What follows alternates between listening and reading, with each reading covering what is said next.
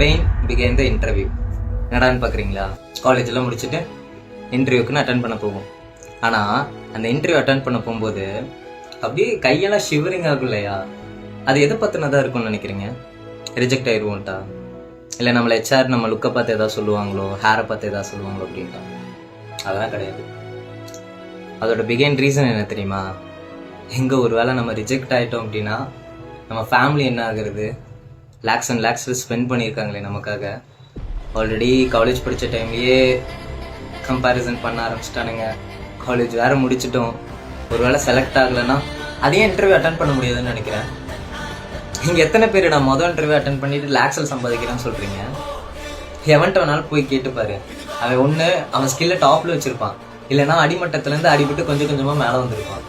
உனக்குள்ளே ஒருத்தர் இருக்கான் பார்த்தியா, உன்னோட லிமிட் இவ்வளோ தான், இதுக்கு மேலே உன்னால் டெவலப்பே ஆக முடியாது அப்படின்ட்டு உனக்குள்ளே ஒருத்தர் சொல்லிக்கிட்டு இருக்கான் பார்த்தியா, அவனை அடித்து வெளியே துரத்து. அதுக்கப்புறம் அவனோட ரியல் பொட்டன்ஷியல் என்ன நீயே பார்ப்ப.